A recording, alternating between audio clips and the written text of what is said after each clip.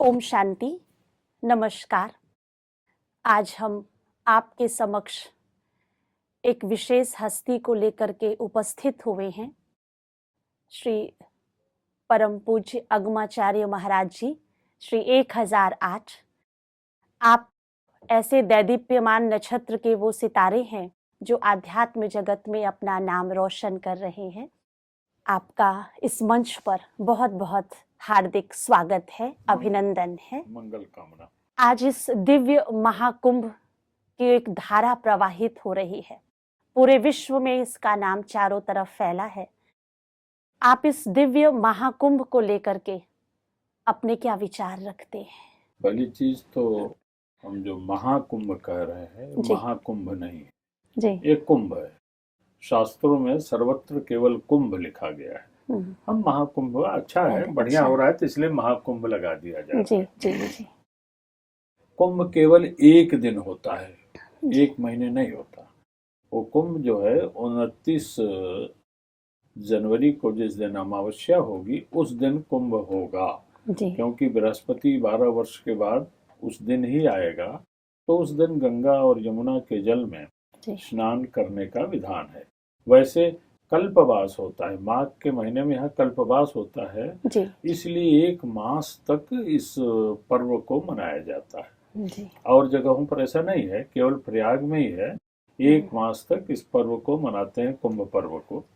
और इसको विकृत नाम मेला हो गया। जी जी, वृहद हो गया ये। हाँ, तो अमावस्या के दिन कुंभ लगेगा, तो कुंभ में स्नान करने से, उस दिन स्नान करने से, जैसा हमारे लोग कहते हैं कि पाप कट जाएगा, पाप क्षीण हो जाएगा, आई थिंक ऐसा नहीं होता।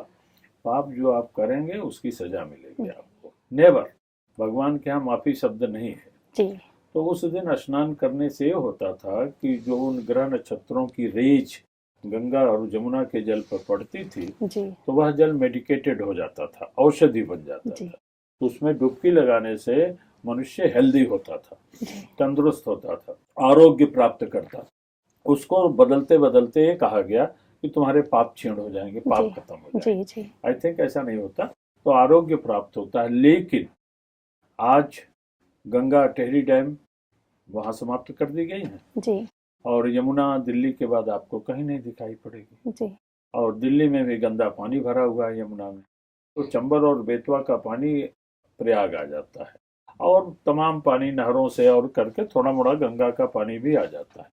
और गंगा यमुना का जल जो है अब आचमन योग्य नहीं रह गया है। जी जी। अब मजबूरी है, भक्ति में लोग डुबकी लगा रहे हैं, डुबकी लगा रहे हैं, डुबकी लगा रहे हैं। तो आरोग्य तो मिलना नहीं, रोग मिल सकता है। कुछ अंधश्रद्धावश कर रहे हैं ऐसा? श्रद्धा है, अंध नहीं। श्रद्धा सदैव अंध होती है जी। श्रद्धा सदा ही अंधी होती है, तभी हम श्रद्धा करते हैं आपसे। वो आई कांट से अंधश्रद्धा, श्रद्धा अंधी ही होती है, हम जानते नहीं श्रद्धा कर रहे हैं आप। तो गंगा को भी और इन सबको प्रदूषित कर दिया गया है। बहरहाल हमारा भाव है, यहाँ भाव की कीमत है। हम भाव से आए हैं, जो भक्त भाव से आया है उसको भाव का प्रसाद मिलेगा। बस कुंभ का यही इतना है। आपने बहुत अच्छे शब्दों में अर्थ समझाया। एक प्रश्न आपसे और है, इस दिव्य महाकुंभ में ब्रह्मा कुमारी की तरफ से ये ज्ञान कुंभ लगाया गया है कि हम उस कुंभ में स्नान करें, लेकिन साथ साथ ज्ञान स्नान की आवश्यकता है। तो आपने ब्रह्मा कुमारी के विषय में अवश्य कुछ सुना होगा या यहाँ कुछ देखा है उसके विषय में? आज से 50 साल हो गया हमको ब्रह्मा कुमारियों का शिविर यहाँ लगता था। जी जी। यहाँ हमारे मुठीगंज में माता जी रथ शांति जी थी, क्या नाम था भूल गए हैं, तो हम मनोरमा दीदी है। हाँ हाँ, तो हमारा शिविर यहाँ मेले में 50 साल से लगता है, हर माघ मेले में। जी जी। तो ब्रह्मा कुमारियों का तो बढ़िया है, जैसे अभी आपकी प्रदर्शनी देखा जी, तो बड़ी ज्ञानवर्धक है। हमने अपने यहाँ हर जगह लिखा है अन्न क्षेत्र। जी जी। हमने अपने यहाँ लिखा है ज्ञान क्षेत्र। अपने कैंप में जी। अन्न हम नहीं दे रहे हैं, लेकिन ज्ञान दे रहे हैं, ज्ञान से अन्न प्राप्त हो जाएगा अवश्य। तो ज्ञान बहुत जरूरी चीज है। केवल अन्न खिला दो खिला दो खिला दो, तो ये हमारी दृष्टि में पहले हम बहुत करते थे। यानी कि हमारे लेप्रोसी के जितने लोग, कोढ़ी लोग हमारे आते, लिखा रहता leprosy, langar for leprosy people, तो सब आते थे, हम बुलाते थे, खिलाते थे। अब स्लोली वो लोग कम हो गए, मतलब लेप्रोसी हमारे यहाँ से कम हो रही भारत से, तो अब वो नहीं आ रहा है। लेकिन हम जो शब्द आपने कहा वो हमने पहले अपने यहाँ लिखा है कि ज्ञान क्षेत्र, अन्य क्षेत्र नहीं, ज्ञान क्षेत्र। दिस इज गुड, बहुत बढ़िया चीज है, ज्ञान यहाँ देना ही ठीक है, और तो बकवास है। आवश्यकता है इस समय, आवश्यकता है। लोग देखिए सबसे बड़ा नशा में इतना पागल हो रहा आदमी, किसी को कैंसर, किसी को कुछ, किसी को कुछ। ये सादगी से जीवन जिए, जैसे आपके प्रदर्शन में ईमानदारी की बात है। और हम बात तो करते हैं नैतिकता की, लेकिन हम स्वयं उस पर नहीं चलते। और कथा प्रवचन तो नैतिकता का ही भाषण देता, लोभ मोह छोड़ दो जी जी, और इनको दे दो। हम अपना लोभ छोड़ के हम इनको दे दें, तब हम पक्के दानी हुए। नहीं, लोभ मोह भी रहेगा, कुछ छोड़ा नहीं जा सकता। हाँ, उसको कंट्रोल किया जा सकता, नियंत्रण करें। हाँ, श्रेष्ठ संकल्प हो तो हम परिवर्तन छोड़ा कर कुछ नहीं जा सकता। अवश्य। और उसको ढंग से, जैसा आप कह रहे हैं कि उस नियंत्रित हो, आउट ऑफ कंट्रोल नहीं होना चाहिए। जी, जी, जी। ये जरूरी है, यही होना चाहिए। और हमारे क्षेत्र में तो ये, हम तो खास करके लोगों को, हमारा दूसरा सब्जेक्ट है जी। हमारा सब्जेक्ट मंत्रों से रिलेटेड है, कि मंत्र क्या है, कैसे उच्चारित किया जाए जी। हाँ, और उसका फार्मूला कैसे है। और थर्ड आई मेडिटेशन हम कराते हैं लोगों को, कि तीसरा नेत्र जागृत कैसे हो। तीसरा नेत्र जो आपकी प्रदर्शनी है ना, ये देखने से भी जागृत होगा। हाँ, कि ये करना चाहिए, नहीं करना चाहिए, करना चाहिए, नहीं करना चाहिए। बहुत बढ़िया एग्जीबिशन है, आई एम वेरी हैप्पी। हमें बड़ी प्रसन्नता हुई देख करके। तो भगवती, अब खैर आप लोगों का तो प्रयास बहुत है, और आप लोग बिल्कुल समर्पित हैं। और जगह हम देखते हैं समर्पण नहीं है, सबसे बड़ी चीज होती है समर्पण की। और लोभ, बस लोग थोड़े दिन के लिए आए फिर चले गए, फिर आए फिर चले गए।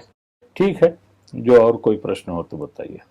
आपने गंगा स्नान की बात कही, उस स्नान से, उस जल से हमारे पाप नहीं धुल सकते हैं, तो अपने पापों को विनाश करने के लिए या दुष्कर्मों को श्रेष्ठ कर्म में परिवर्तित करने के लिए क्या कर सकते हैं आपके विचार से? ईश्वर के यहाँ जी माफी शब्द नहीं है जी, जितना आप करेंगे उसका फल मिलेगा। ठीक है, और गंगा जी भी माफ नहीं करती। गंगा जी एक पावर देती हैं, विल पावर, की डोंट डू दिस, अब आगे मत करना, फिनिश हियर, यहाँ खत्म कर दो, अब आगे पाप मत करना। गंगा स्नान करने का मूल कारण ये होना चाहिए कि भगवती अब आगे पाप नहीं करेंगे। मैं कक्षा 6 में पढ़ता था, तो यहाँ गंगा स्नान करने आया, हमारे साथ और विद्यार्थी थे, साइकिल से हम लोग आए।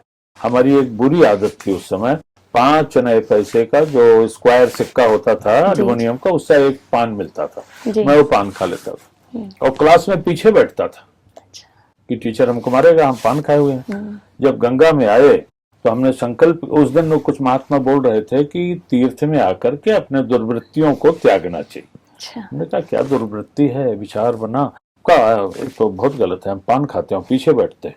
इतने बचपन में आपने सोच लिया? कक्षा 6 में। तो हमने जल लिया, उस समय जल पीने लायक था, खूब पीते थे हम पानी। तो जल लिया, उठाया, कहा आज से मैं पान नहीं खाऊंगा। फिर मन में एक दूसरे विचार आया कि कोई तरकीब बचाना चाहिए खाने के लिए। हाँ, तो हमने कहा अगर कोई जबरदस्ती पटक के मेरे मुंह में डाल देगा तब खा लूंगा। आज तक किसी ने नहीं डाला पटक के मेरे मुंह में, ना खाया मैंने। तो वृत्तियों का त्याग संकल्प से होता है, दृढ़ संकल्प होगा तो आप कुछ भी कर सकते हैं। ये हमारा अनुभव है। तो हम तो सबको यही कहते हैं, संकल्प लो कि हमें ये करना है, हमें इतना पढ़ना है, हमें इतना आगे बढ़ना है। सोच आगे की हो ना, निम्न सोच से वही गड्ढे में रह जाओगे। और हम तंत्र में यही सिखाते हैं, वृहद सोच बनाया। तनोत इति तंत्र, तंत्र का माने हुआ तनोत इति तंत्र, जो एक्सपेंशन करे, तने। हमारा दिमाग जो है ब्रॉड माइंड होना चाहिए ना, तने। तो वो तंत्र होता है जो तनता है, जिससे हमारी वृत्तियों का, दुर्वृत्तियों का विनाश होता है और अच्छी प्रवृत्ति हमारे में आती है। हम यही सिखाते हैं और यज्ञ कराते हैं। मूल काम यज्ञ है, क्योंकि ऋग्वेद हमारा धरती का पहला ग्रंथ है। जी जी, ऋग्वेद की पहली लाइन कहती है अग्निमीले पुरोहितम, अग्नि से ही सारा कार्य होना है। अब आप क्या, यज्ञ होता है? नहीं होता, नहीं होता।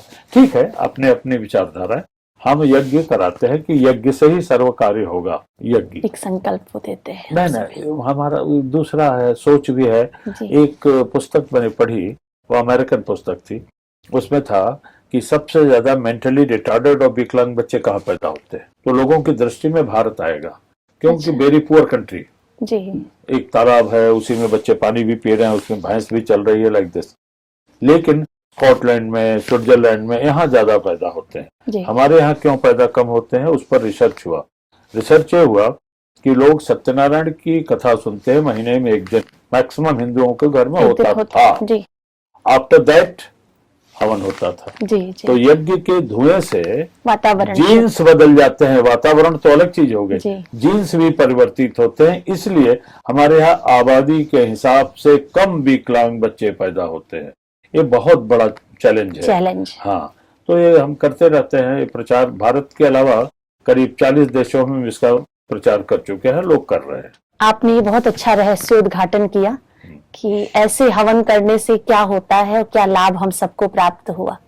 और छोटा सा प्रश्न है आपसे, आपकी जीवन यात्रा, आप इतने अच्छे मुकाम तक, पड़ाव तक पहुंचे हैं, सूक्ष्म में आप अपने जीवन का। मैं इलाहाबाद विश्वविद्यालय से ही साइकोलॉजी पढ़ के निकला। जी। हाँ, और उसके बाद मैंने और बहुत सारे काम किए और इस क्षेत्र में भी रहा हूँ। और अपना मंत्र को जागृत करना, जो सनातन की परंपरा है, वो मंत्र को कैसे जागृत किया जाए, और हम अपने लिए नहीं, सोसाइटी कैसे ठीक होगी, इसलिए हम बंजारों में जाकर के शराब मांस, महाराष्ट्र के कई क्षेत्र में मांस से शराब छोड़ा चुका हूँ। अच्छा। हाँ, वो छोड़ देते हैं, उनको समझाना पड़ता है कि कैसे करना है, और साइकोलॉजिकली उनको समझाते हैं कि ये होता है, ऐसा होता है, ऐसा होता है, तो कर लेते हैं। और दूसरे देशों में भी जाते हैं तो वहाँ ज्यादा मांस और ये सब खाना है, लेकिन हमारे साथ जुड़ने के बाद हम कहते नहीं उनसे कि छोड़ दो, ऑटोमेटिकली छोड़ देते हैं। हाँ, ये वृत्ति होती है। तो ये अच्छी बात है। अगर आपका तो प्रयास बहुत है, आपकी संस्था है, वेरी हैप्पी। दिल्ली में भी है ना आपका, रजौरी के पास। हाँ, वहाँ भी हम काफी बार गए। आप इस महाकुंभ के मंच से, ज्ञान कुंभ के मंच से सभी दर्शकों को क्या ऐसा संदेश देंगे जिससे उनके जीवन में कुछ बदलाव आए?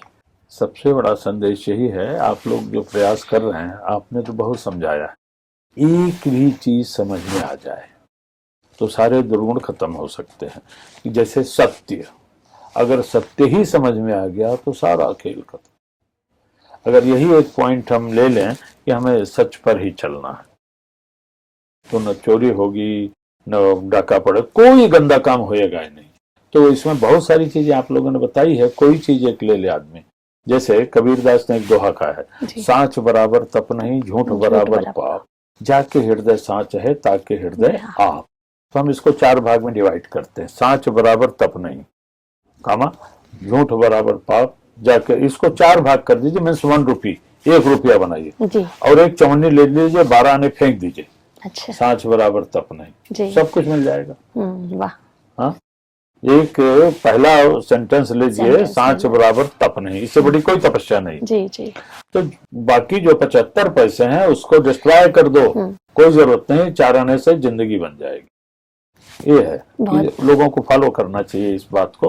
अमूमन भारत का आदमी दिमाग से क्रिमिनल सोच रखता है, मैं देखता हूँ, संकुचित है, क्रिमिनल सोच रखता है, कैसे लूटें, कैसे करें, कैसे जाए। आपने देखा कितना आदमी एक्सीडेंट में मरता है। जी।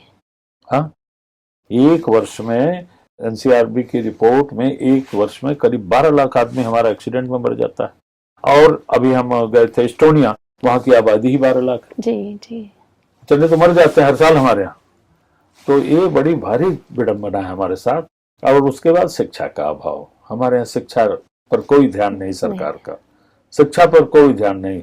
5 किलो गेहूं दे दो, आटा दे दो, उससे क्या होगा? शिक्षा दो तो उसको कुछ करना ही नहीं पड़ेगा, खुद ही कमा लेगा। आपने बताया आप 50 वर्ष पूर्व से यहाँ पे देख रहे हैं गंगा स्नान या और भी चीजें धार्मिक, विशेष प्रयागराज के आप निवासी हैं।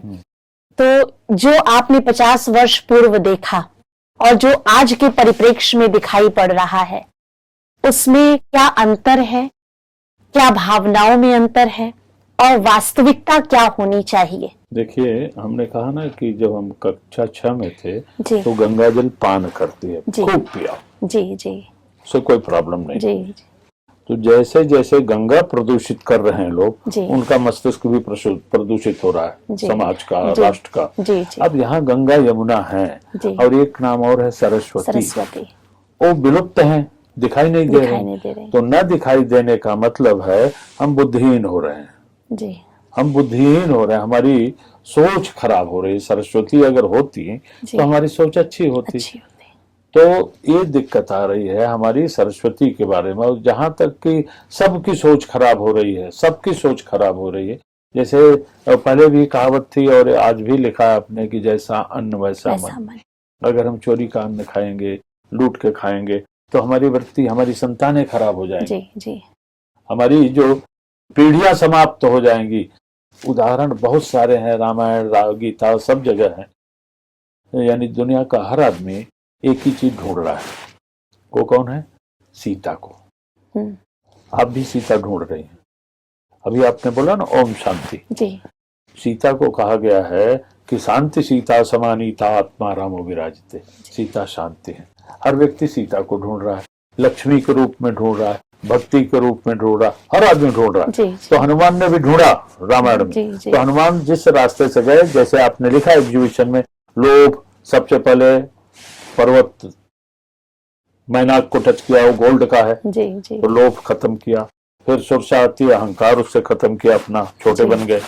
सिंहिका आती है जो समुद्र में है, तो उसके लिए सारे जीव जंतु हैं समुद्र में, उसको नहीं खाती। जो ऊपर से जा रहा है, जो प्रगति कर रहा है, उसको खींचना, उसको रोकना, उसको भी समाप्त किया, अपना ईर्ष्या। फिर लंका में जाकर के द्वेष समाप्त किया। तब वो शक्ति से भेंट करते हैं सीता से। बहुत सुंदर आपने ये समझना चाहिए। तब वो शक्ति से भेंट करते हैं।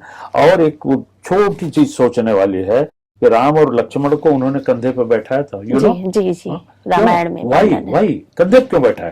कोई बच्चा थोड़ी थे छोटे।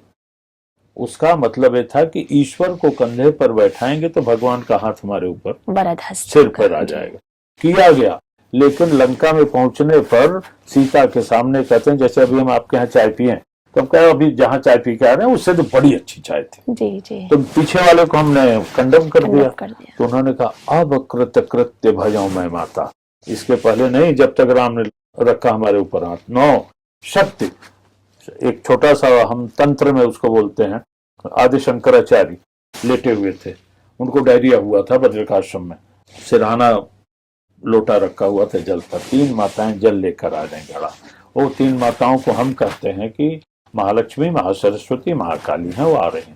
शंकराचार्य ने कहा कि माँ जल पिला दो, तो वो कहते हैं हमारे में शक्ति नहीं है। शंकराचार्य कहते हैं माँ जल पिला दो, तो उन्होंने कहा कि तुम बोलते थे ना एको ब्रह्म द्वितीयो नास्ति, तो ब्रह्म से कह दो जल पिला दे। तो वो कहते हैं मुझ में शक्ति नहीं है। तो कहा शक्ति नहीं है, तुमने शक्ति की तो कभी पूजी नहीं की, शक्ति को तो आराधा नहीं, पुकारा नहीं। तब उन्होंने ग्रंथ लिखा था सौंदर्य लहरी। इसका पहला श्लोक शुरू करते हैं, शिव शक्त्या युक्तो यदि भवतो शक्तः प्रभवितुम न चेदेवं देवो न खलु कुशल स्पंदितुमपि अतस्त्वम् आराध्याम हरिहर विरंचादिभिरपि प्रणंतुम स्तोतुम वा कथम कृत पुण्य प्रभोति। शिव शक्ति के बिना स्पंदित भी नहीं हो सकता, स्पंदन भी नहीं हो सकता। शिव बिना शक्ति के नहीं चल सकता, कोई भी नहीं चल सकता। तो शक्ति की आराधना करना था। तो हमारा ये मूल मतलब था, जो आपका प्रश्न था, कि यहाँ पर जो कुंभ के समय लोग आ रहे हैं, अपनी आस्था लेके आ रहे हैं, और आस्था गठरियों में है उनके, जो सिर पे गठरी लेके चल रहे हैं, नंगे पांव चल रहे हैं। नंगे पांव है ही नहीं उनके पास श्रद्धा से। नंगे पांव तो कुछ नाटक में चलते हैं लोग, उनके पास ऑलरेडी है ही नहीं है।